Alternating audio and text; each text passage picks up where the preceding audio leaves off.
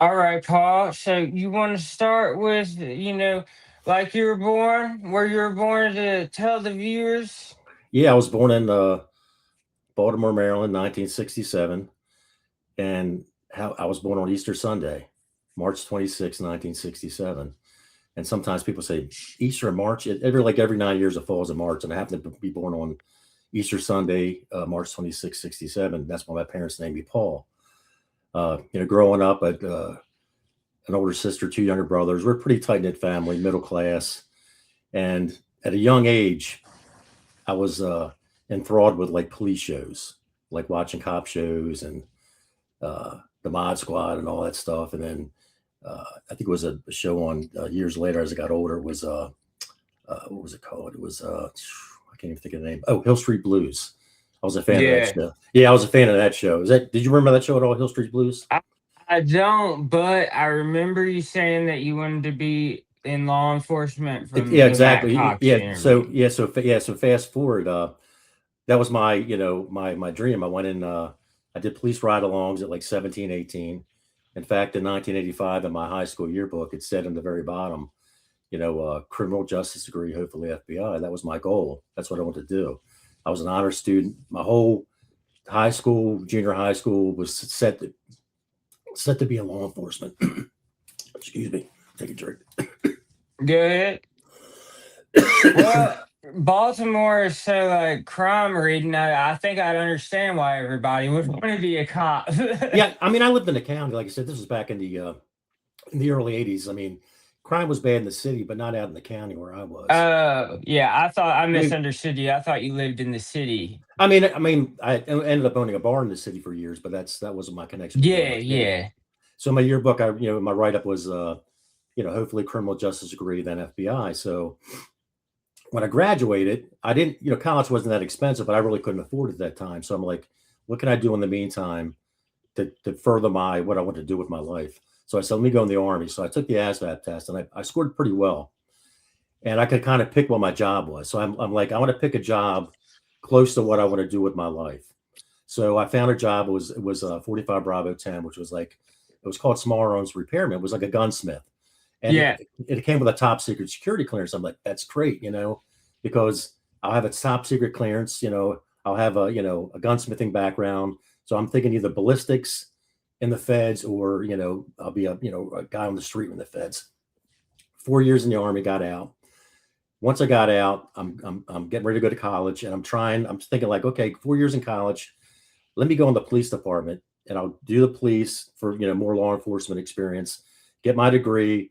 I have this top secret clearance. I have a gunsmithing background. I'll be set. So I started doing some schools, and I ended up getting a job working at the hotel, the Holiday Inn in Simonium, and working there.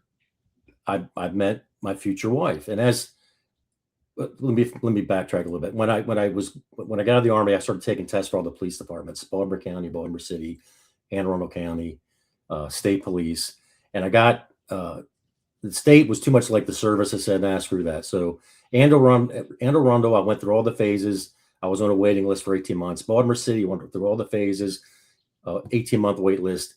Baltimore County, same thing. So it seemed at that time frame in 1989 when I got out of the army, everybody was getting in the police force. And back then, they started hiring more minorities and more women. So I was pushed to the side. A lot of your general, basically your white male, female were put in the back burner because they were hiring more minorities at the time. No big deal. So I was going to wait. So I'm working at the Holiday Inn Simonium where I met my future wife. We're dating at the time, and her brother-in-law would come in and stay at the hotel, and he started like Sonny. ask Sonny, yeah. Yeah. So he was always a sharp dresser, always had a cigarette in his. He smoked. I mean, so it was comical. We smoked all the time, but back then you could smoke everywhere.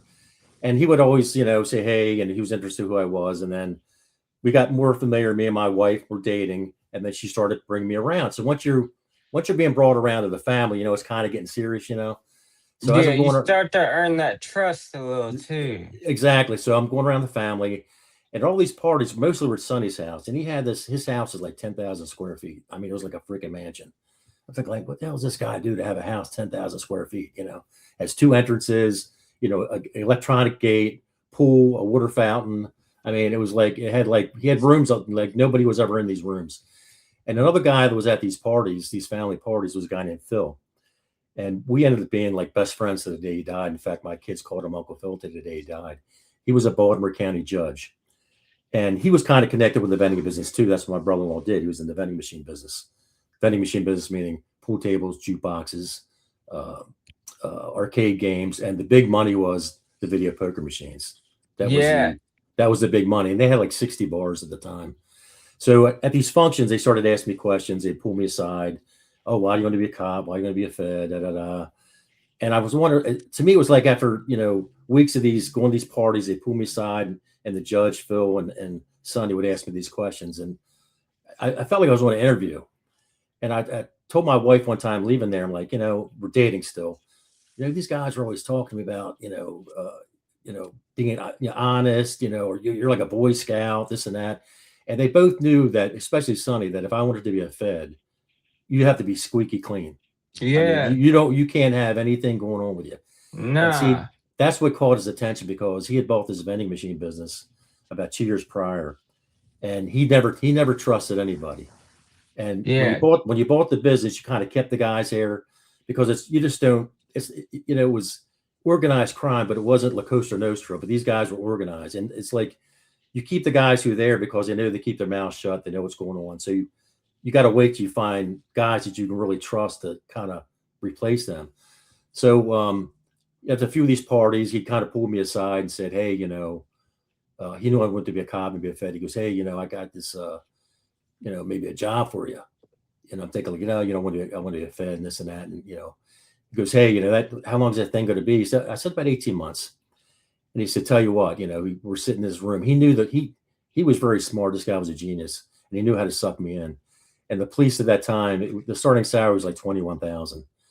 And so he immediately goes, I'll tell you what, he goes, Phil's a judge. He goes, he's connected. He goes, in 18, 19 months, when your name comes up, he'll get you right in there, if you still want to do it. But he goes, in the meantime, why don't you come with me? You and my sister-in-law are getting close. Make as much money as you can, bank it, do whatever. And he's like, I'll start you about 35,000 a year. And I was like, kind of, whoa, why? This guy wants to start me 35,000 a year. The police start at 20. Well, the catch was 30,000 back then. 35,000. Well, 35,000. Like 70 or 80 now, Yeah, I'd say. this is back in 1990, and I'm thinking like the cops are starting at 20. He's gonna give me 35. And I'm Yeah. thinking like, when do I start? So I kind of, that kind of got me into it. And when I got involved in it, it's like a slow thing because you have to learn trust. And like all these accounts we had 60 accounts. We had bars, restaurants, sub shops, liquor stores, and like I said, they were dealing. Back then he's making 50, 60 grand a week, which is a lot of money. He wasn't one of the biggest operators, but he was one of the top 5 operators. And how it worked, when I got in there, it's like we had guys who ran cigarette routes. We had guys who were like mechanics. We had a day mechanic, 2-day mechanics, 1 night mechanic, a weekend mechanic, and some other guys that moved equipment around for us. But what happened was, being that you don't have like a shirt that says Bill's Amusement, because these guys get robbed once in a while. Yeah. Because you're carrying cash. Because back then it was all cash. It wasn't credit card machines Yeah. back in the 90s. So when I first started working, he ran me with a cigarette guy, and he purposely, because for like 2 months I ran around with a cigarette route, and he had to introduce me to everybody in these bars and restaurants and liquor stores and carryouts. They had to see my face. They had to recognize me, that I was part of this company. So that was it. That was the 2 months running with him, and then I ran it for about a month with a day mechanic. Same thing. I go around. You get calls. We go around, and this is Paul. This is Paul. Everybody had to see who I was and knew that, I wasn't just walking in. You couldn't, for one, walk in and try to open a machine. If they knew who the hell you were, they called the cops on you. You just couldn't go, oh, I work there. No, it was a slow progress. They had to make sure they knew who you were. And then I worked with a night mechanic for a while. And then Sonny's like, because eventually he wanted to, he liked to fuck around with younger broads. Him and Phil were 20 years older than me. I was like 22, 23. Yeah. So Sonny liked to play around. So he was always thinking. So he's like, I'm going to get me in there. I learned the whole job. I learned everything, and then I start collecting with him. So I'm going around with him, and we're going to joints, collecting money, and he had certain ones he hit on Tuesday, Wednesday, Thursday, Friday, and every day we got 4 or 5, $6,000, Like a route. like a route. Yeah, you had a route, Yeah. and when we go collect money, you do it as early as possible because some of these bars were in really bad areas of town. We had Baltimore County accounts and Baltimore City accounts, and like the city accounts, we would go like at the crack of dawn because there's not anybody on the streets. You get in there, collect the money, get the hell out because you don't want somebody sticking you up. So I did Yeah. that. And I did that for a bunch, and then eventually I'm kind of like running everything. After about it wasn't even like a year, I'm just kind of running everything, and then he's like taking it easy. But that's how I got involved in that, and yeah, I was gonna say, like, at what point did you like figure out, this might be something a little shady, you know? you know, I knew it once I got a taste of that money, like because it wasn't just my $35,000 a year salary. I mean, he was like him and Phil like paid for my whole wedding. I mean, they paid for the hall, they paid for a band, they paid for the caterer because they wanted me to stay in this business. So every time I got like weak need, oh, we're gonna do it, Yeah, we're gonna. They paid for our honeymoon, and we stayed at this place. It was back in 19. We got married in 92, and because like I said, I worked a little while, still dating my wife, which is his sister-in-law, but he still wanted to keep me on board. But he paid for this place. It was in 92. It was called Las Prisas in Mexico, and I don't know if you remember Lifestyles of the Rich and Famous with Robin Leach. yeah, yeah. It It's was in the like the Biggie top. Small song. It was like the top 5 places to go. I mean, you had armed guards in there. He paid for everything, bought his jeeps because he wanted me to stay. He wanted me to stay in this business, and I Y- and I was, I know you talk about addiction a lot too. I mean, I part of the job too was it's kind of crazy was drinking because we had to go and hang in these bars, our accounts, and spend money. Let them see, Yeah, because we want to keep these accounts. You spend money. If you want to get a new account, you go in the bar. You're spending money. You're tipping well to try to get another account. And once you go in there and get an account, you try to lock them down. He would try to get like 5 year contracts with everybody. So once you get in there, you spend some money. Hey, put my machines in here, sign a 5 year contract. And then sometimes you'd loan somebody 5, 10 grand to get the account. You loan it to them. But then like good spots, if the spot was making like 2 or 3 grand a week, you might give them like 25 grand, like saying, "Hey man, I know you're not happy with your other operator. Um, we'll just give you 20. We'll just here's 25 grand. It's not a yeah, loan. It's not a loan. Just sign a 5 year contract with us." But see, if they were smart, if they were, sometimes a lot of these guys always needed money. So because we're like banks too. I mean, we're loaning these guys money to get accounts and bars. And yeah, if they were smart, he goes, "Okay, I'm giving them 25 grand. Okay, if we're making 3,000 a week and they're making 3,000 a week, 3, 6, 9, 12, 2 months or 25 grand. 2 months we get our money back, 25 grand. yeah, They blow the money so fast sometimes they don't see it like that. Oh man, they're getting me 25 grand for a 5 year contract. Well, yeah, no shit. We made our money back in 2 months, and then we got you locked in for 4 years and 10 months. Y- So Do you I have mean, any stories of people who didn't collect, who didn't like pay their money, or did uh, he not let people get in debt like that? no, I mean we would have guys like I mean a lot of the guys were like because I owned a bar when I got out of that business. I owned a bar for 23 years. And there's guys that we had accounts, had machines and jukeboxes, pool tables, and pokers. And some of they're just businessmen. They ran it. But what they're doing with the poker machines, it's illegal. It's illegal gambling because Yeah, you're paying people to win. I mean, nowadays they're everywhere. They're rudders or sheets. I mean, it's everywhere. But back then it was like, nod, nod, wink, wink. We don't pay out. do you But remember Joker Poker? oh yeah, we had Joker poker machines. We had chicken draws. We had draw 80 pokers. We had cherry masters, and the cherry masters had like a bonus on it. And you would get these guys. You could set it, to where like say the bonus would get up to $1,000, and these guys would chase it. They put their whole paycheck in there. Watching the pool going up. The pool going up and up and up, and it might cap at $1,000, but they're still they'll play it and play it, play it, borrow money, cash checks until they hit that damn $1,000, but it might take them 2 or 3 days. I mean, so because gambling is a hell of an addiction too. I mean, some of these guys are, Yeah, big gamblers. I mean, I would see guys staying there for 12, 15 hours just feeding the machines. They would not yeah. leave. They would not get off that This, machine until they hit the thing. I mean, would not get off it. Yeah, the slot machines for my generation, that's what everybody I went to high school and stuff is about. You know what I mean? Because they have them in every gas station now. And here Yeah, where they're I everywhere am now. Yeah, they're In everywhere. Virginia. Yeah, they're everywhere. I mean, like I said, this all takes back, place back in the '90s. It was different back Yeah, then. You yeah. know, they were they were It was basically very gray area. great. Exactly, it was gray area. They were legal. They were legal to use. They called them amusement devices. I wrote a book called Amusement Only, and they were considered arcade games. But basically, we would buy these play. I would go up to New Jersey and we'd buy these machines. And these machines, this guy, I'm not going to mention who I bought them from, but when we needed new machines, I go to Jersey and I buy these machines. Yeah. And these guys were making machines for legal casinos. So we basically were buying these machines without the handles, that they were selling to casinos. So we were using basically the same machines these casinos were using, but they wouldn't have a handle on it. It was just buttons. That was it. There's no pulling a handle on it. So, and they'd set them up for us. Like you could set the odds on that. I mean, if people tell you different, they're wrong. You could set the odds, what, 20% win, 30%, 40, whatever you want to set it at. And you can set the bonuses on certain ones and all. You can kind of control, what kind of play goes on. So if they say any different, they're fooling you. So Yeah. Yeah. See, I honestly got you confused at first with another guy because at first I thought you were the slot machine cheat guy, but then I remembered you were the bar yeah, gambling yeah. guy. So that's just as cool.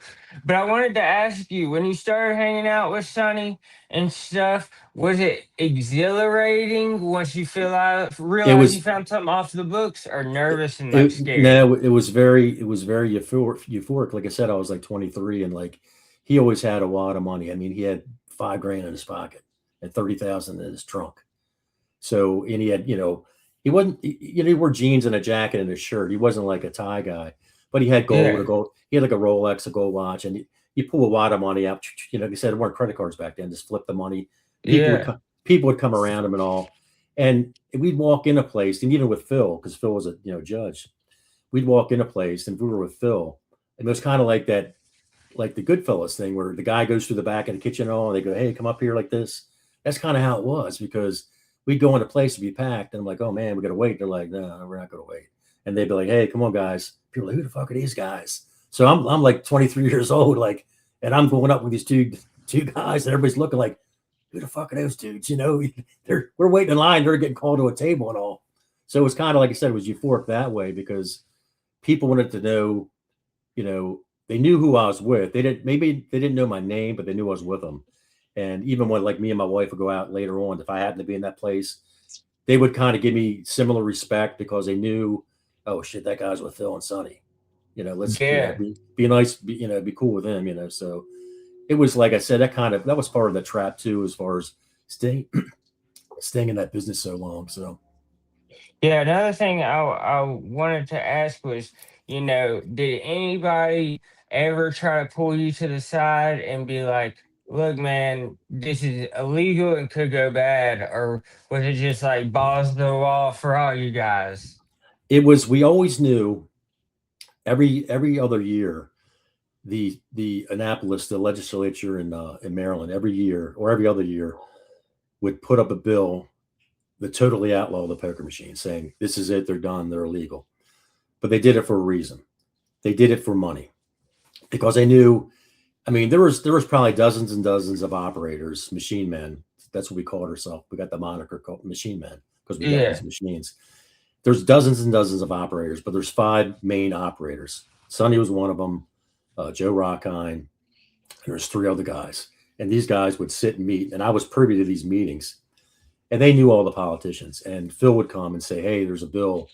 They're going to put this bill up, and next year, and it looks like it's going to be approved, and they're going to totally outlaw them. Not an amusement only, not an arcade piece. They're done." And then Sonny would look at him and say, "What's it going to cost this time?" Because it was always about money. And Yeah. one time it was like 50 grand. It was all cash, 50 grand cash. They'll spread it around, kill the bill. And then I It's think crazy. 2 years later, it was like, I think in '93, it was 100 grand. But back in 93, 100 grand still, that's a lot of money in cash. And Yeah, that's these like are triple now. I mean, these are local state politicians. These aren't the guys that go to DC. These are local guys. Still, these days you could never get that done. No, So it's no. cool you have that kind of insight. So I was gonna ask because I obviously listened to your story before, but last week I didn't listen to it all the way. Did everything eventually become crashing down? Like, because I don't think I heard you ever went to jail or anything. Am I No, I right? mean, I was very. I carried a gun illegally. I threatened people. I assaulted a few people. No, He that's great he that you put. never I been mean, in trouble. it was. It wasn't great. In the sense was it was like I wasn't that guy, but being Sonny put me in precarious situations where like he knew if he owed somebody money, he'd be, hey, come out with me, kiddo. We're gonna go. And then next thing you know, he's in an altercation, and I'm not gonna. Like I said, he's 20 years older than me, or smaller than me, and I'm not gonna let him get beat up. Of course, I'm gonna jump in. So he put me in a lot of situations like that. No, he probably was testing your loyalty a little bit, He you was know. testing. He was testing my loyalty. I mean, I had, I was interviewed by police. We had a guy one night. One of our guys got murdered. He was running two of our accounts, and uh, we had two bars. These guys were running, him and his partner. We loaned him $110,000 because, like I said, we were like bankers too. Like if you wanted to buy a bar, banks weren't lending you money. You would come to us and you'd say, hey, Paul, hey, Sonny, there's this bar, Jim's bar down the street. You know, all he needs is like 25 grand to get out. It's a little corner bar. 25 grand.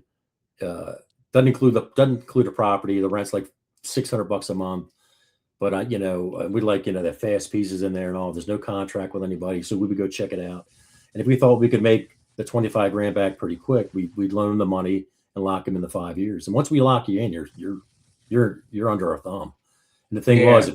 if people would fuck up, we'd get them out, and they would think like, oh, it's my bar. It's my like, okay, we'll call the note in. You can't pay the note. That's why people paid us because we had them so locked up with contracts and stuff. Like if you couldn't pay us, we might let you go once or twice. If you don't catch up, we'd get you out. We'd evict you, and we'd put somebody else in there. Yeah, and So I mean, I'm sure you guys were pretty much the only people probably doing it at that time in your region. So, if they wanted to do good business, they could get blackballed, we not get doing blackballed. good Yeah, I mean, business. unless they, if they didn't have I mean, they could try to say like if our contract was up with them, they may go shop around and say, hey, Joe Rockon, who has a vending company, I'm with so and so, but it's my contract's going to end. What do you think? You want to take? And a lot of times he would come see us and say, hey, this guy's you're under your contract. He wants out. I'm just letting you know. So either make him happy, or I may do something. If we would say, hey, we're going to stay with him, we'll deal with it. He'd back off. If we go like this, hey, go ahead, go for it. So there's kind of like that. That's kind of how the connection worked. That we would talk to each other, the bigger operators, and work things out. But if somebody had two or three accounts, we didn't give a shit. We just rolled over the top of them. Yeah. Because we were going before this one account. This guy, we had the bar, and the guy was kind of a drunk, and he let these other guys move the machines there. Like, dude, we have a contract with you. You can't do that. He's like, oh. So I just picked these machines up and I put them out back, and they came back later on, tried to put them in. I told him, I said, you try to come back in here. I said, I'm throwing those things in the dumpster. You're going with it. So, Yeah. so it was kind of crazy like that too, because people would really go to town. Like, if you had a really good account, we had this one spot, we're making 10,000 each a week, 10,000 our end. And but this guy was running this place. He had an after hours place, and he had coke in there, and he had prostitutes, and he was keeping these guys there all night gambling. We're making a lot of money from it, but it was kind of like a headache because we knew at any time this guy gets shut down. So Yeah. we had to really watch A- him. And then you lose your investment. We lose the investment, and it kind of came down to that. It was like a few months later, his partner who was running the other joint got murdered in the parking lot, and it was a professional hit. His name was Paul Monk. They still to this day, it's never been solved. And I was on the scene that night. It was crazy. My wife tells the story. When I was writing a book with my co-writer, we would sit at this table, and I told him the night my wife was pregnant, and I got this phone call at 3 a.m. It was this guy Richie Stump. That was his partner, and I answered the phone. We didn't have cell phones back then. I answered my house phone. I'm like, what's up? He's like, Paul got murdered. Get over here. Because he knew I always carried guns. I brought a shotgun and a 38 over. And the police saw me pull up. They pulled me aside. Who are you? What are you doing? What's your alibi? I said, dude, I said, I didn't say I was a machine guy because that would be like red flags. Yeah. I said, no, I said, I said, he's a friend of mine. And Richie called me over to, to be with him and all. And he's like, where were you at tonight? I said, call my wife. I said, yeah, call my wife. I was there. But when I left the house, like I said, she's pregnant. I hang the phone up. I grab my briefcase and my 38 and I'm like, don't answer the door. Don't answer the phone. Don't leave the house. Because I didn't know what I was walking into. I mean, because we had guys trying to rob us and stuff. And we had people, playing games like that. We didn't know if somebody was coming after us or we didn't know. So. And yeah, anytime you're messing with anything, even a gray area or anything to do with money, there's going to be vultures. Oh yeah, there's vultures. Like I said, that's why we collected so early in the morning because people would hang around, and I was always aware of my surroundings. I had a piece, but I'm always aware. Like I pull up. Sometimes I drive around the block and make sure no one's out there. If somebody's out there, try to get in and out as fast as I can. Or there's some places where we would go two people because it was just that unsafe. Like two guys would go because you never knew what was going to happen. Yeah. So tell the viewers and us about the storm drain. Not storm drain, the drain in the floor at the. That story. Okay, yeah, that was like, I skipped over that. That was kind of one of my first. I'm glad you reminded me. That was like one of my first experience with the police. So as it was the beginning when I was riding with everybody. The cigarette guy. With Rob, and Rob the big black guy. Rob was a big black guy. Rob was like 6'6", 380 pounds. I mean, he was a big dude, black guy. And he was a mechanic, but he basically moved the equipment around. So I'm riding with Rob, and I'm still new. I'm a few months there, and we had machines in the truck we're doing a move that day. And so you were lucky, like when the police raid your place, you're lucky if they call and say you got 10 minutes to get down here and open the machines up. Otherwise, they come in with sledgehammer and then smash the fuck out of them. So they called the office, and we all had radios in the car. So they called the office, and Janice answered the phone. Police, it was Thunderbird Lounge, bad area of town. And she gets on the horn, she gets on the radio, says, Rob, where you at? He was number 3. We all had coach 3. Sonny was 1. Ira was number 2. Rob was 3. So get down to Thunderbird. The police are there. They're going to smash machines up. So I'm going down there, and I hear Sonny on the radio goes, tell Paul what to do, what not to do. And I'm thinking, like, what are we getting into? I didn't. This was like the first time I'm dealing with the police in that job. So we pull up there, and there's 2 cop cars, regular cop cars, and there's 2 undercover cars, and there's a commotion going on. So we pull up in the van, and it says, the vending service number on there and all. So we pull up, we get out. They're like, who the fuck are you? And then Rob has he's got like 10,000 keys because for all these machines. We're the machine guys. All right, get in here. So we go in there. We walk in the place, and it was like dust. You see like dust falling from the ceiling. Yeah. It was these white ceiling tiles. And I'm looking in these, and like I said, this is like, I didn't know what the fuck was going on. These police had pool sticks. They're going boom, boom. They're banging the tiles. Boom. I'm like, what the fuck are these guys doing? And then the one undercover cop's going to Jarrell Robinson, he owned the place, the black fella. Where's the money at? Where's the money? He's like, I don't got any money. I just opened up. I don't have any money. The deal is part of these raids. When they raid the place, they take every penny out of the place. Every fucking penny. All the money in machines, jukebox, pool table, poker machines, any money you have in your register. Because once you're called for illegal gambling, they assume every dime in the place is used for illegal gambling. So Jarrell Robinson was not giving up his money. He said, I just opened up. I don't have any money here. And they're like, you're full of shit. So the guys are like, bang, banging these tiles, knocking things over. They're knocking over, like he had a coffee pot and, a big thing of coffee. They dumped the coffee on the floor. I mean, they knocked the sugar over. They're busting bottles. He's like, hey, you're tearing my place up. You're tearing my place up. So Rob's like, dude, just give the money up. He's like, I don't have any money. And Rob knew where the money was. Rob goes, because he says, what was going on as they're smashing the place up, we got to pay for it. Yeah. Because our deal is we cover all the expenses.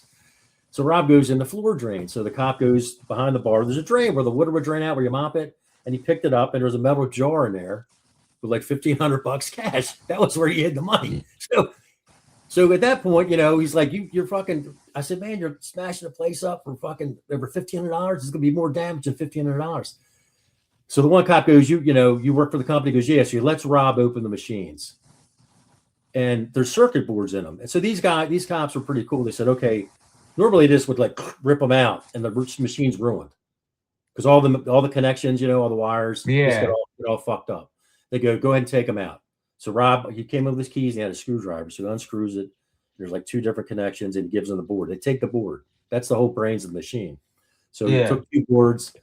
They take all the money out of the machines. They lay on the board account. And I think they might have got $2,000 or $3,000 that day.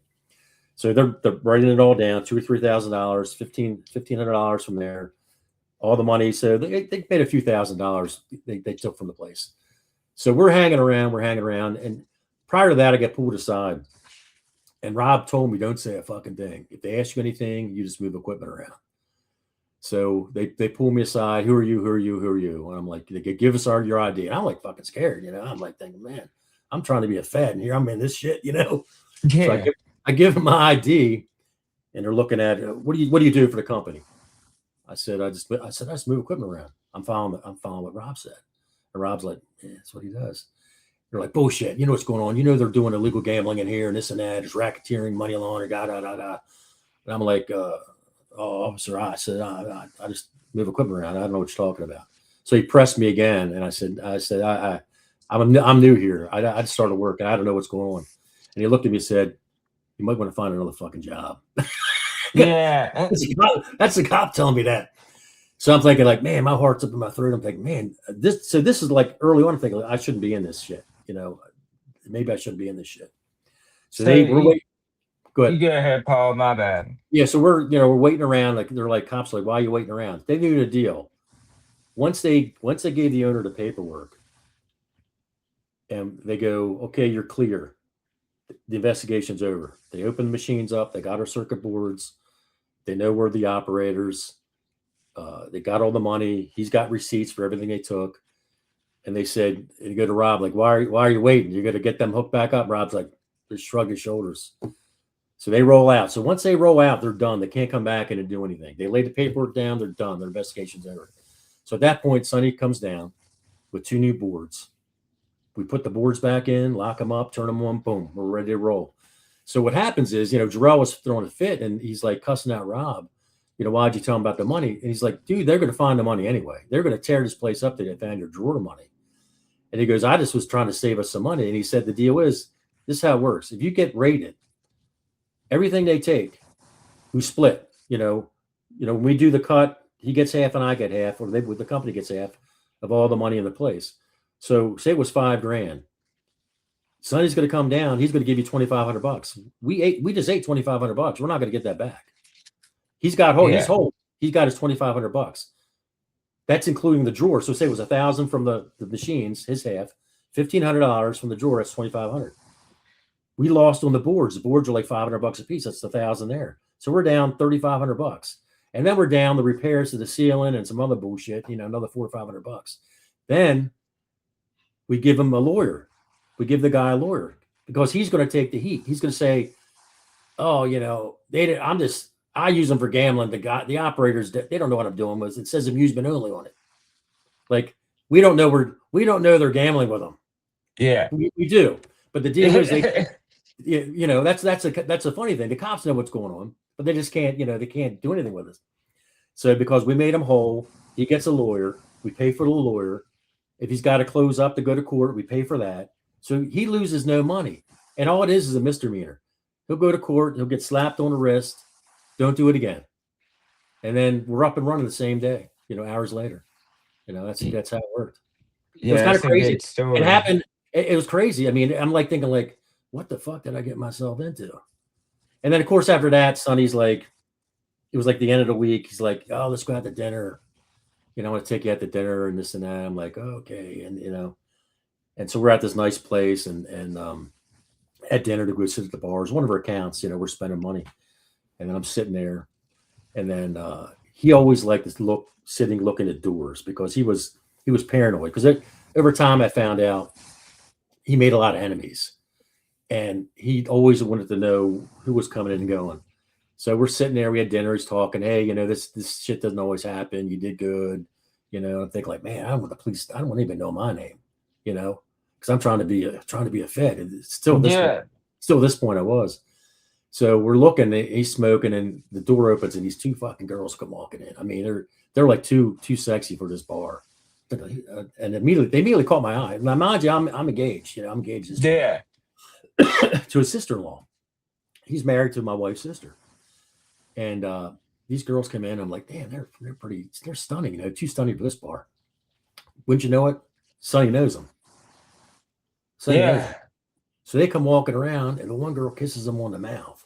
And these girls are like my age, in their 20s. And Yeah. the other girl comes around, puts her arm on my shoulder, and puts her hand on my leg.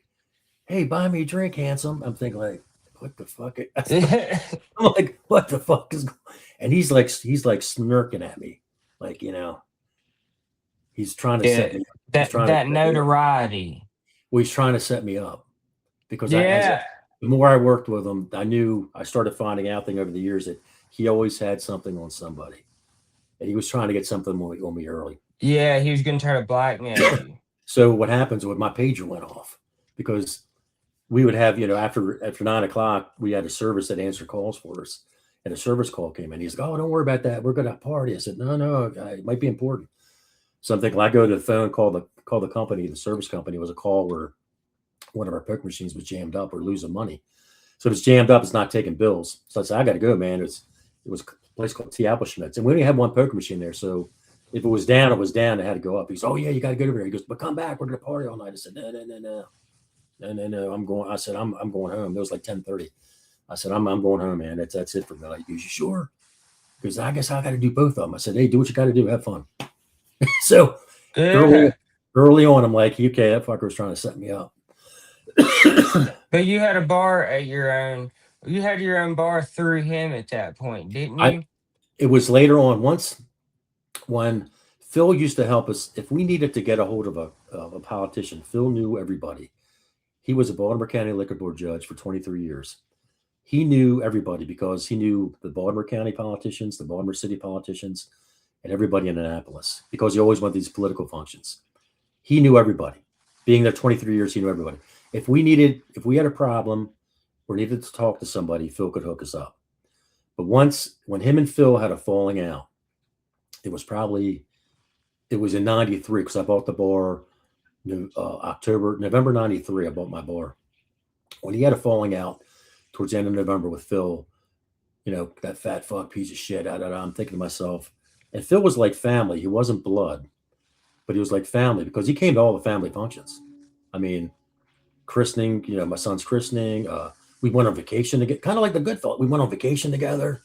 I mean, Yeah. it was similar to that movie. And then once he started calling Phil a fat fuck, and that motherfucker he wouldn't hold up an account for him because this one account came up it was one of our accounts. They wanted to drop us and they're selling. And Sonny didn't have a contract, or a contract ran out. So the new people, he was trying to say, look, you got to go stay with me, or you're not going to, this license isn't going to go through, because we had Phil on the liquor board. And the guy's like, oh, bullshit. So, he went to meet Phil and said, hey, you got to hold this license up for me because I want these guys to sign a contract. Otherwise I'm going to lose like 50 grand. So Phil's like, I don't know, because the guy's lawyer buying the place, that was one of our accounts. Phil knew him. They're friends. They went to high school together. So Phil's like, wait a minute, this guy I went to school with. I know him. He's a friend of mine. I can't hold this license up for you, Sonny. He goes, you fucking better hold it up. You better hold it up, because he had shit on Phil too. Yeah. So this particular incident, I mean, I didn't like. I had pressed people before, and I used to meet Phil every Thursday for business stuff. Like I would go over with an envelope. He would tell. He knew when bars were coming up for sale because of his position in Baltimore County Liquor Board. And so we would get first dibs. Then we'd give him money for giving us tips, because he knew bars for sale before he was even listed anywhere. So we would approach these guys, and if we thought it was worth our money, we'd go in and get this bar before he went for sale. So Sonny wanted Phil to hold this license up because it was one of our accounts. And Phil was like, I don't know, I don't know. So I went to see him on Thursday, and he goes, oh, Phil's like, and like I said, Phil was like a second father to me in a way. He walked my wife down the aisle when we got married. I mean, that's how important he was to the family. And Dang. I go over to his house, and I said, he goes, and he knew I did some muscle work for him and for Sonny and for him too. And he's like, oh, you're here to threaten me? I said, Phil, I said, it's not like that. But Sonny did send me over to press him. And I said, Yeah. and I said, Phil, I said, and he knew he knew I carried a gun. Back that time, I'm different now. I'm much calmer. But back then, my wife would say I wasn't a nice person, not to my wife and my kids, but to people because of Yeah. because Are of the you still with situation. his sister? Oh yeah, 35 years. Yeah. Yeah, that's Yeah. great. So I see Phil and I'm talking to him. He goes, okay, you're here you want me to hold that license up? And I said, Phil, I said, I'm being put in a spot. I work for Sonny. Yeah, you're like one of my best friends, but you got to do something. You got to do something. He's like, I don't know. I don't know. He goes, because I don't know, man. He goes, I went to school with his lawyer. I known him since we were kids. I just can't do that to him. I said, all right, I came to talk to you. So the day of the hearing, because you can go to these hearings, the day of the hearing, a lot of people showed up for and against it because you can protest a license transfer. Sonny calls me he lived in Virginia at the time, and it was on a Friday. He goes, he calls me up, stop what you're doing, go to the courtroom, stand in the back, and let Phil see you. Make sure he sees you standing there. I'm thinking, like, oh man, so he wants me to press him again. So I go over there, and it was packed, and I go in, this guy's like, you got to take a seat. And I said, I'm not sitting down. So I kind of slid inside. He's looking at me like, who the fuck's this guy? I'm like, I'll be quiet. I'm standing in the back. And they're talking. They had people up front talking about transfer to license, this and that. And Phil was the main commissioner, main judge, and there's two other judges. And these two other judges did whatever Phil said. So they didn't have their own mind. They did whatever Phil said. So that was Phil's other argument, saying, oh, those guys have their own mindset. No, they do whatever you tell them to do. They're going to do what you tell them to do. So they have this hearing and they're for and against, and I'm standing there. I'm just kind of looking at Phil. And he looks up and he sees me. And he paused for a minute. I remember this, and I felt bad. And he just said, he's like, we're going to take a break. And he gabbled. Because he was getting ready to say, we're transferred or whatever. So they walk out. They go in the back. And they're like 10, 15 minutes. And then they come back out. And this was a Thursday. It was a Thursday. And they come back out, and he sits down. He's kind of looking at me from across. And I'm in the back. He's kind of looking at me. And he goes, okay, after further, conference with my two, chairman, co-judges, this is Thursday. Being there's people for a lot of people for and a lot of people against it. He goes, we haven't really came to a decision yet. We're going to hold off until like Tuesday, next Tuesday. And he gabbled out. And everybody's, what the fuck, So everybody's like, what the fuck? So, and he kind of like nodded to me, like, is that good enough? Yeah. So he called me later because, like I said, we were best friends. He called me later after he got off, and he goes, and it was funny when he called on a phone, he was always Mr. Martin. He never said his name. Yeah. It's Mr. Martin. His name was Phil, because sometimes our phones were tapped, and there's a story where later on they were tapped. And he said, let him know. He goes, we were going to let it go today. It's Thursday. He's got Thursday, Friday, Saturday, Sunday, Monday. He's got 5 days to try to get some kind of deal with these new guys. So Sonny calls the lawyer up and the owner, the new owner's coming in. Because like I said, he didn't want to lose his account because it was a decent account. We're making a couple thousand a week there. So he calls him up and says, oh, see, my buddy, I told you my buddy Phil was going to hold this thing up. He goes, they're like, oh, he said the Tuesday. He goes, oh, yeah, he said the Tuesday, but it's going to be a lot longer. So they didn't know how to play it. They didn't know how to play it because they thought it was going to pass Thursday. So they said, all right, what? He's like, I want 50 grand. He goes, I want 50 grand, or I'm going to keep my machines in there. And they haggle back and forth. They ended up we'll give you 25. Just take your equipment out. We'll give you 25 grand. Now, mind you, his contract expired. He had no right to have machines in there. He was basically trying to, saying, hey, I got a contract here, but he didn't show him yet. It was bullshit. So he ended up getting 25 grand. That of an account we already lost. So, but still he wasn't happy with that. So come Tuesday, I had to hear again. They said it's going to be transferred. He got his money. Sunday got his money. Wasn't happy with lost account, but it was 25 grand that he wouldn't have had normally. If it went through, he would have got shit. So Phil hold it up. Good. I was gonna say, was the back and forth between them basically the end of it all? Yeah, because what happened was Phil Because thought Phil's the guy that got everybody out of everything. Phil was like, hey, 5 days. I held him up 5 days. He got 25 grand out of it.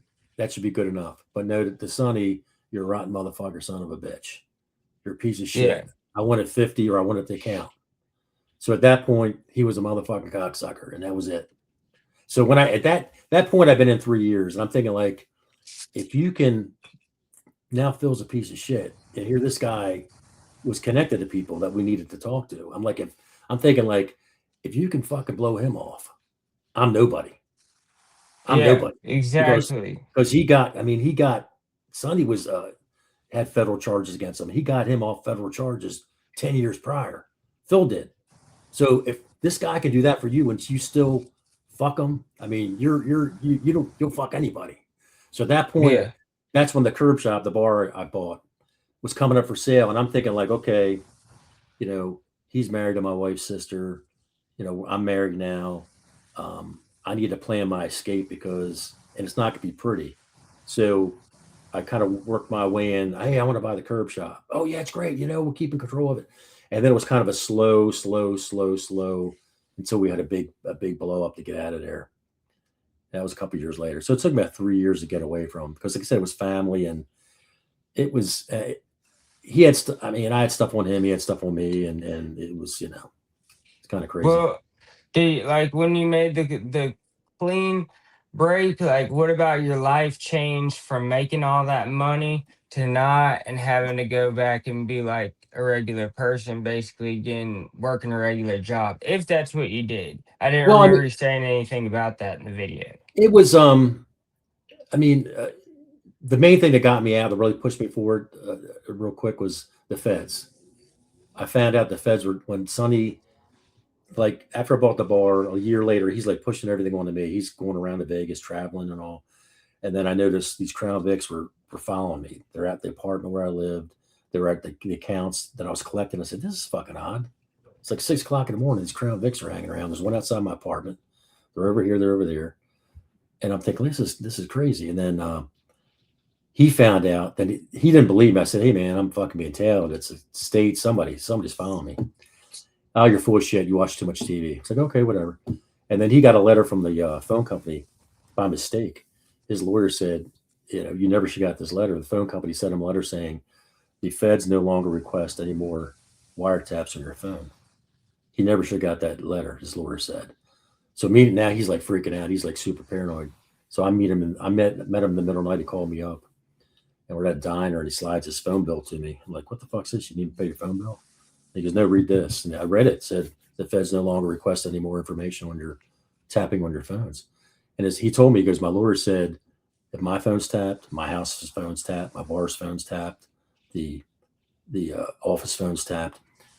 We weren't concerned in a way because we always talked in code. I mean, we didn't talk money on the phone. Um, we didn't talk about a lot. It was like if we talked about something important, we said we'll meet you somewhere. So we're smart that way. And, Smart, very and the smart. feds didn't have a whole lot on that, but they later after I got out, they later came to see me and they had some stuff on me that didn't kind of work out for them. Did And Sonny eventually get arrested he ended up for going to this? he ended up he ended up going to jail. Like back to your question when you said how did I get out? Well, when I got out, I knew I had the curb shop, I had the bar. So we had this big falling out. And part of it was the Fed situation because he was scared. He's like, "Hey, I'm going to turn everything over to you." I'm thinking like, I don't want it. The feds are on it. I don't want it. So I saw what he was thinking, that I'm going to give it to Paul. He's going to be the patsy, and I'm going to say, Yeah, I the didn't know fall guy. I didn't. You were following him. I wasn't in town. You're following him. I was just, you know, it was his business. That was his plan. And I said, I don't want your fucking business. Then we had a big falling out. How I got out of there. he was threatening me. I'm going to tell your wife this and that. I said, you can tell whatever you want. I said, I didn't run around on my wife, tell whatever you want. But we did some things that I had on him. Yeah, he had on me too, but he didn't want me talking about it. So basically, when I went over there, I ended it with him. He was like, "You're not going to get out." And he couldn't carry a gun, but he did carry a gun. He was a felon.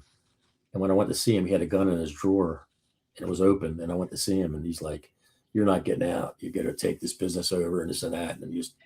And I clicked that at the revolver in my pocket. I clicked it, and I said, I'm not taking shit. I'm out. Here's my keys. And I said, if you come around my bar, my family, or anything, I said, you're not going to be around. And I'm going to burn your fucking house down with your wife and kids in it. And Yeah. I guess he believed me because I never had a problem with him. I mean, I did later on, but for the first couple of years, I didn't have a problem.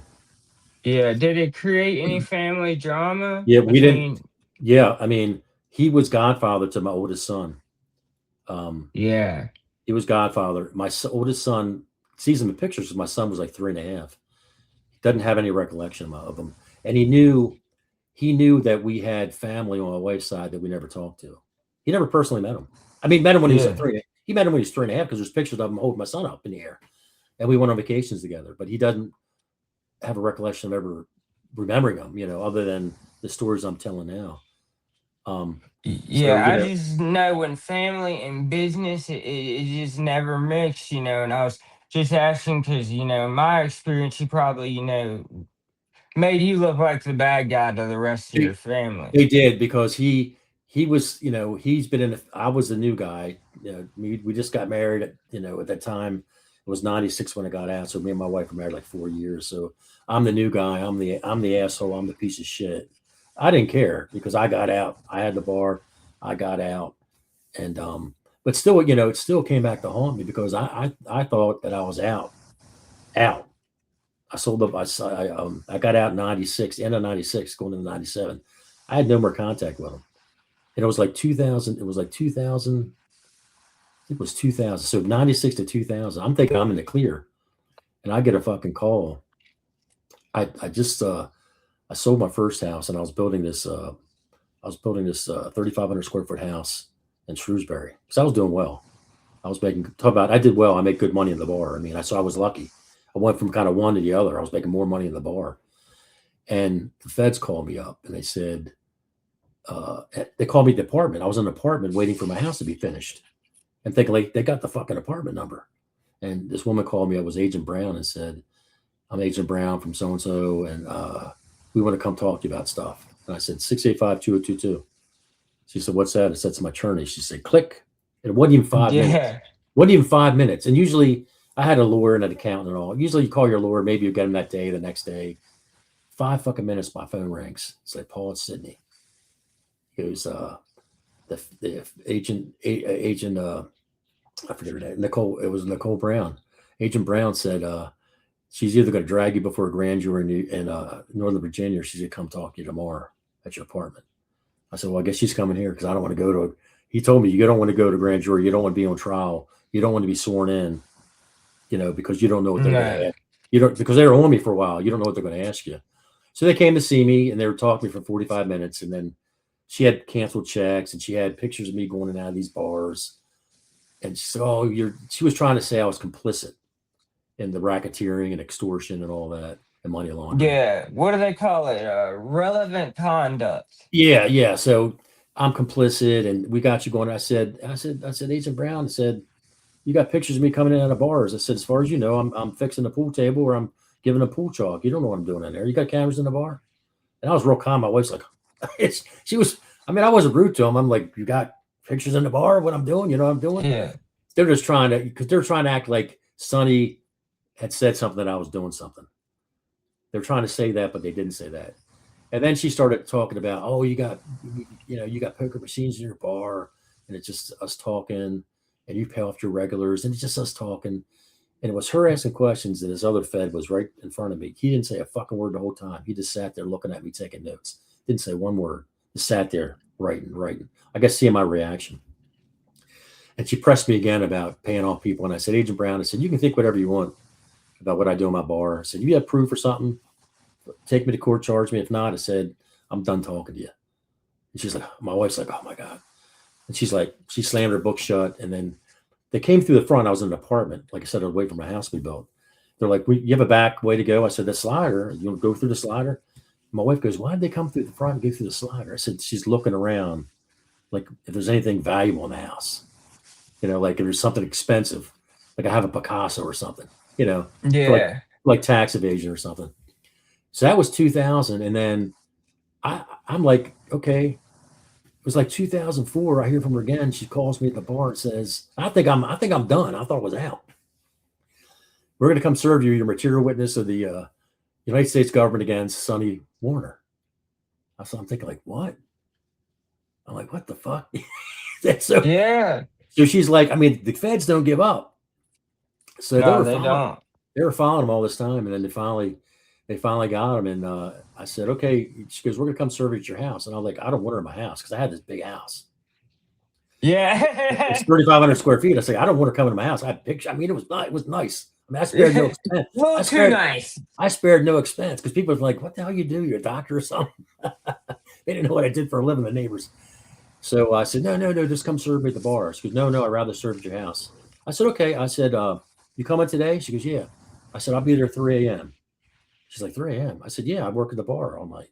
I said, I'm trying to save you the trip. Okay, I'll serve you at the bar. All this time ticked away, and I called my attorney up. He said they have 30 days to serve you to be a witness for the government. And the time's ticking down, 1 week, 2 week, 3 week. I lost I need to lose weight. I lost like 15 pounds real quick. Because I'm like, my lawyer's like, you don't want to be, you don't know what they're going to ask you. You have no idea what they're going to ask you. You don't know what he said. You know that he's trying to get his thing reduced to say something to you, to lock you up. And then like the last day where they should have served me, it's all over the radio. It's on TV. It's in the newspaper. It was all over the place. He copped a plea. So I didn't have to go. Freeze, don't freeze. You there? I think it's bringing us back. Are you there, buddy? Yeah, I'm here. I can hear you. Can you hear me? Yep.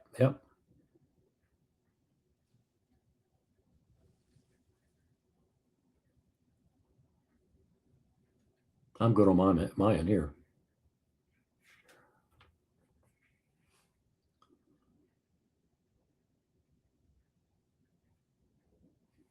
Can you hear me now? Yep. I hear you and see you. All right, cool. I was about to say, no way we got to the end of that. Not to the end. No way we got that far in and didn't get to, finish it. But as you were saying, what were we talking about? The court case that he. Oh yeah. How the feds were calling you? Yeah.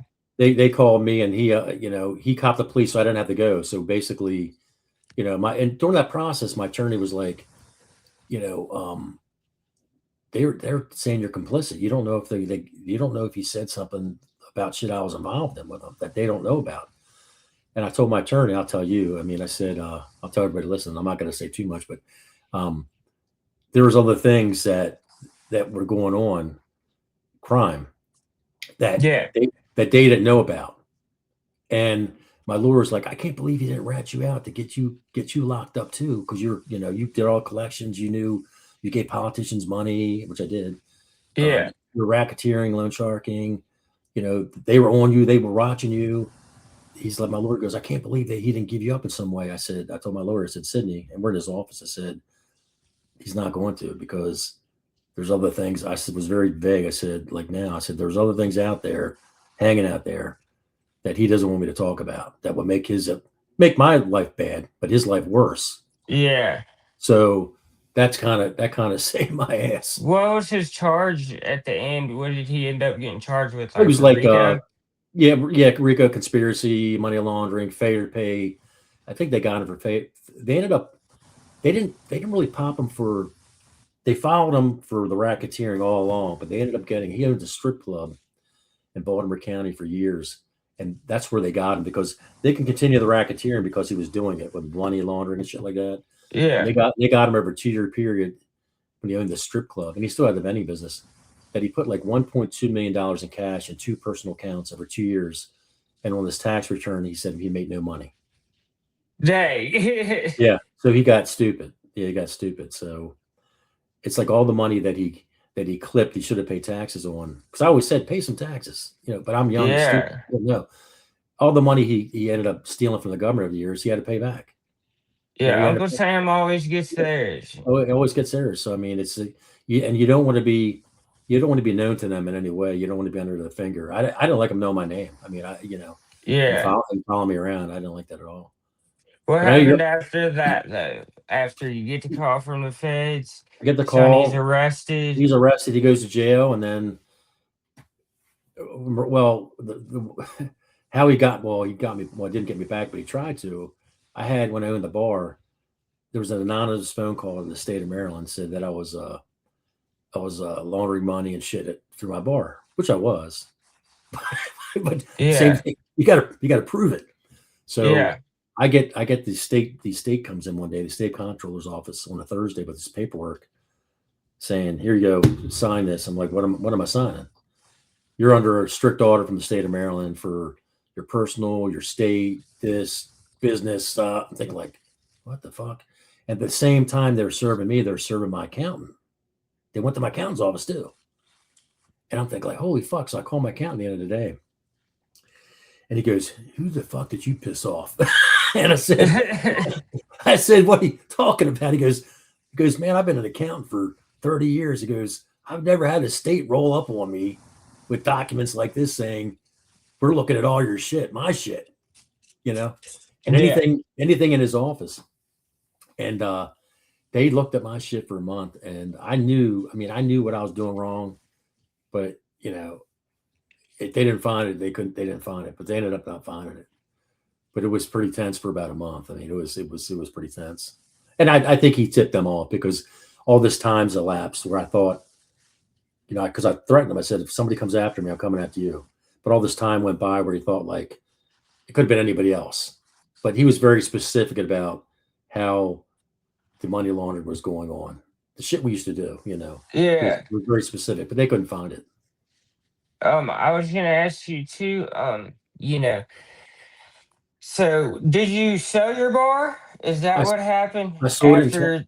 I had it to 2016. I sold it in 20. Dang. I had it for 23 years. Yeah, it was very successful. Yeah, Dang. Like but I was gonna I was say, fortunate. did COVID knock it out? But it Yeah, was before COVID. I got out before COVID. Once COVID came in, it closed down, and then they just reopened it last year, but they rebranded it. It's called the Sound Bar. It's like a music venue. So it was a local pub where it did burgers and Yeah. stuff, and had pool table jukebox and things like that, and they totally rebranded, which is fine. I mean, I've been out of there a while. Yeah. Well, I was gonna ask you too, what inspired you to write the book? Because I've been writing the book, and it's a true pain in the ass to find a publisher that is They, serious and that doesn't want me to pay them. yeah, this is this. I mean, I was fortunate. I'll tell you what's going on with my book. I wrote a book. My son has got a marketing company. He's 33. When I sold the bar in 2016, when he was 14, I started writing this book when he was like 14 years old. He's 33 now. And then I stopped for a while. I was in a box. He's 14 years old. He finds this box and he starts reading this stuff. And I never talked about that business. They Yeah. didn't, they knew I worked for somebody in the family. We had a falling out. That's all he knew. Then he's reading through it, reading. He's like, "Dad, is any of this true?" I said, "Well, yeah, some of it's embellished and all." And they kind of said, "Okay." And then as he got older, and I was talking about selling, getting that, he goes, "You know what? You ought to." I got a friend. His name's Harvard Hobson, who's a writer. He went to school. He's got a doctorate in everything. And he goes, maybe he can help you write the book. I mean, I had a story, but I could write, but not like officially. He went to school to be a writer.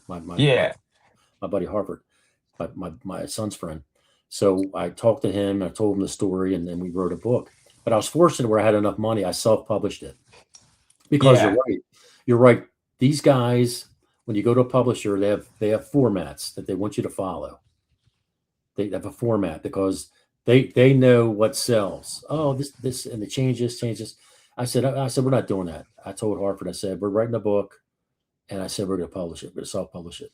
And I sold like, I mean, at one time when Amazon, I was like 101,000 out of 10 million bestseller. Yeah. No, 101,000. that's good. I mean, it goes up and down. I mean, but I've sold I guess 600 or 700 copies, which I No, thought that's worth it. I've I been thought thinking what of putting mine on there. Sorry to I cut you thought off. yeah, I thought it was terrible, but this one guy was saying no, no, no. If you did your own thing, so usually you sell five: your mother, your father, your sister, your brother, your aunt. That's it. So and then it went from doing that, and I've been on like 13 different podcasts telling the story. Yeah, I've seen you on Sometimes it Ian Bick. I've seen you on yeah, Matt Cox. yeah. So I mean, I've been on different. It's this is a shorter version of it, but it's a part of the story. So I've been doing that, and then 3 years ago we decided to turn the script because the book was like kind of I wrote it fiction because I was worried about being sued because it was right after it was Yeah, still early 2016. I'm trying to make mine realistic fiction so that way I can't get charged for anything I talked about. I've Yeah, you only have to been be clean really about a year. yeah, you have to be careful. So I was like I wrote it as fiction and then I said, you know what, let's write we took some we studied about writing a screenplay like a TV show. So we were started working on that. I guess it was 2.5, 3 years ago. We started working on that, and we entered some contest, script writing contests. We made like quarterfinals a couple times, and we got some good coverage. Coverage. These guys read and say, "Oh man, this could be a TV show, whatever," and all. And then my buddy Harford he wrote a side project. He writes stuff too on his own. He helped me write the book. He's on my book. It's Harford Hobson and me wrote Amusement Only. He had a side project, and he got an agent for a side project, and Yeah, he's got somebody who wants to make a movie out of a side project. I'm like, oh my god, that's great because that's what he wants to do. So now what happened is that his agent's like, what else you working on? And he gave up our project, and our project it's not amusement only. It's called Machine Men because yeah, that's what we were. So because we made it more realistic, I changed the names. It's more realistic to the actual story. And yeah, so right now, his is they want to greenlight his for a movie. He's pretty close. He's got a guy who wants to finance it, and he's trying to get one or two decent actors, and it's going to be made. It's still in the air, but it's pretty close. But yeah. now our No, that's awesome. so now our Together project is in this guy's hands now, and we're going to see if he wants to shop it for us. So it's out there, but it kind of takes knowing somebody too. I'm finding that Yeah, out. Learning from Harvard, like being that he's in the mix now, that somebody wants to do something with it. Now they want to look at all his other stuff. So that's how our pitch deck is getting looked at right now. So it's kind of cool from that. Nothing may happen, but it's cool. It's getting looked at. yeah, dude, that's awesome. That's my dream. I realized once I got sober that everything like I loved and like was interested in was pretty much illegal. So that's why I started Yeah, writing the book and yeah. making the channel. I mean, everybody has a story to tell, and it's just it just takes one or two people to like, man, that's a hell of a story. I mean, because like I said, I told my No, your story. story's a hell of one. It's a hell of a story. It's crazy because like just the fact that I went to be a Fed, then next thing I know, I'm a fucking criminal, and I never, I was fortunate. I mean, I was investigated, I was questioned, I was interviewed by the feds. They were tapped by the feds. I mean, one of our guys got murdered. I mean, I was very fortunate Must that have a lot of people I got praying out. for you. Yeah, I mean, I always say, I mean, yeah, I mean, maybe the good Lord has a reason for me on this earth. If not to raise my sons, maybe it's something else. I don't know. We're all put on this earth for a reason. Maybe there's a reason why. Because there's no. I mean, I would think back. I mean, how the hell did I get out of here with not, you know, going Getting to in jail? trouble or Yeah, anything. yeah. So that's kind of the crazy Well, part. well, I think Paul, that is all my questions. You got anything you want to say? No, no. I mean, I'm glad you had me on. It's nice talking. And like I said, Yeah, you got a we can story to do put this it in down. person. Yeah, where do you live? I Virginia? live in Roanoke, Virginia. Okay. You know Yeah, where Roanoke is? yeah. I've been through there before. Yeah, maybe we can It's like plan something down the 20 road. minutes from Blacksburg. If you know where Okay. Virginia Tech and stuff is, Yep. it's like Yep. Southwest Virginia. Yeah. And are you in Baltimore still? Is I that where live. you live? No, no. Right now, I moved to when I sold the bar in 16. We moved up to Pennsylvania. So Uh, I'm 45 minutes from Baltimore. I mean, we moved further up north. I mean, it's a lot quieter up here. yeah, Baltimore's sketchy. But yeah, Paul, thank you. You were my first guest today. I'm honored to My be your first. you're I'm my honored to be your first first. guest. Yeah. So, You took my guest virginity. I'm just messing with you. yeah, I was just and if you messing ever with want to you. chat about anything, and you give me a call, or we'll get chat about whatever. One thing I did want to ask you about Yeah, before we go. Have you seen these new things, the electromagnetic pulse things? People buy them online, and it's supposed to send a signal to the slot machine. And when it sends the signal, it'll either put credits on your thing or give you more bonuses. Have you I've ever heard seen about them. those? I've heard about it, but I tell you what's going to happen when, like, even when I was in that business, guys in the '90s, guys would find a way to cheat the machines. But once we figure out they're doing it, we change it. So if they think if these electromagnetic things are working now, they're not going to work soon because Yeah, we always were paying attention. Like back then, they would try to beat the bill acceptor. Like they would put a bill in and have like tape on a certain way and pull it back out, and they would yeah, get credits and they pull it back out, and then we figured out a way to stop that. So we put more sensors in the bill acceptor, so it had to read so many sensors, and if it sensed the tape, it would kick the bill out and it wouldn't give you any credits. So they people figure things out, but then the people solve it. So if it's working now, it's not going to work soon. yeah. Another thing I was gonna ask you is like, you probably ran across like some really crazy characters. And what was like some of the most like, you know, crazy characters you met while in that scene? What do you mean as far as what addiction with Like people machines or just that crazy? would come and play the games. I had a lot of guys. Like I said, when I had the bar, I had machines in the bar too. And like I said, when these pools, like the Cherry Masters, when the pool would get like $1,000, these guys would be crazy. Like they would get on there and play. And I had these guys, I called them jumpers. They would sit at the bar and they watch these guys feed the machine, and they're waiting just to put for them to get off so they can put $10 in it and then hit it. But the guys that were playing it knew they were going to try to get on the machine. They would spend every dime they had. Sometimes they'd borrow $1,000 from me just to play Yeah. it. So and then I'd lock up. They'd be waiting for me out front in the morning, waiting for me to come back and play the machine again because they're like, I'm playing this thing till I hit it. Yeah. I had a guy once that Uh was so addicted to the machine. He came in once. He was playing it the night before. He overslept. He was trying to get in early to play the machine. He pulled in my parking lot, left his car in gear, and it started it started backing up into a street where cars were coming. He was so worried about getting in the bar, putting money in the machine. His car was rolling. I was like, hey. His car was rolling backwards in the traffic. So some of these guys were like, they were like they would get in the zone, and you're like, man, you're like zoned in. It was it was an addiction. It was gambling addiction. Yeah, I was gonna ask you too if you had a message for somebody who is thinking about either like getting into gambling. What would be the smart way to go about it without it getting out of control? If you don't, if you're not sure Based on what you've seen through the people that what were I've around seen, you. yeah, what I've seen, if you're not sure if you have a gambling addiction or not, don't gamble. You don't want to take Yeah, that chance. I've seen guys. I've seen a guy who gambled so much he lost his house. He was going to lose. He was gambling my place so much he got behind on his mortgage. I gave him. He came to me saying, "Oh man, I felt bad. I mean, I didn't want to see anybody lose their house. He got 2 kids. I gave him 3 months of his mortgage to keep his house, and I told him, I don't want you coming back in here gambling. yeah, I said, yeah. You had to cut I him off. yeah, I said that's. I mean, and hey, I like to make money, but I don't want to see somebody's life ruined. And when I found out he Yeah, was 3 months behind, I said, here it is. I said, just please don't come back. Good luck. You know. yeah, yeah. I So I was mean, gonna it ask can be you. that bad.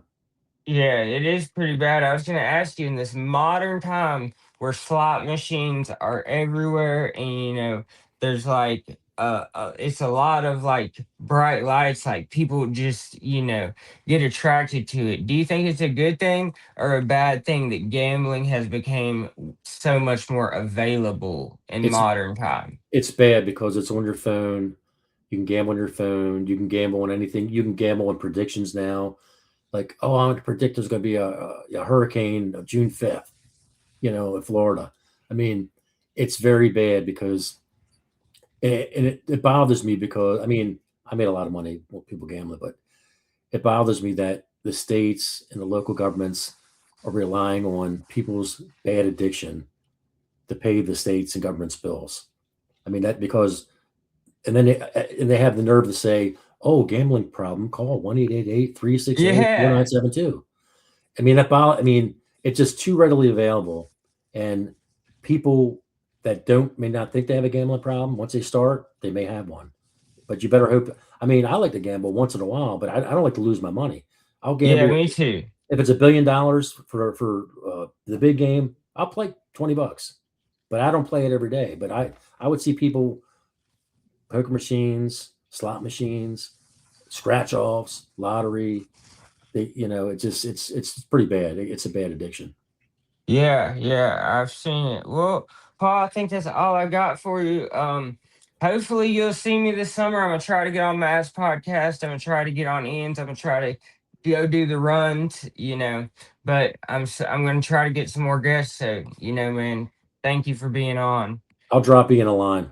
I talk to him occasionally. You want to go Ian? Yeah, okay. I talked to him, and his girlfriend's got his girlfriend's got a podcast now too. You know that Ian's girlfriend. It's Oh, called no. yeah, she about serving, like being bartenders and stuff. It's called Sips and Secrets. Nah, that's pretty cool. Yeah, she asked me to come on, and she's like, "Hey, if you come on, Ian said we'll take you to dinner." I said, "Let me think about it," because that's up in Connecticut. That's a little drive. Yeah, yeah. So that's what I was gonna ask you too. All these shows you've done, like you've went to, for your promotion, right?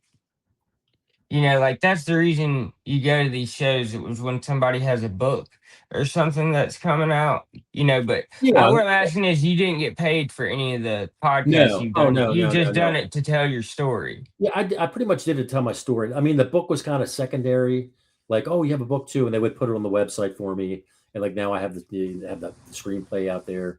But I mean, you kind of like you tell your story, and you kind of say, hey, and by the way, you got a book out. They'll mention the book or whatever. So you kind of Yeah, promote that. You kind of promote that too. But it seems like if you go to one of them, you're in the syndicate. They'll get you on a bunch of them because that's how it works for yeah. me. Ian Bick was my first one, and then I was on all these ones. Yeah, Yeah. I went back and listened to a couple of them at work, but yeah, if we can do this again sometime, Paul, I'll catch you later. I'm gonna close out now, okay? And I'm gonna send you the link of when I have it edited and ready. Yeah, sounds good.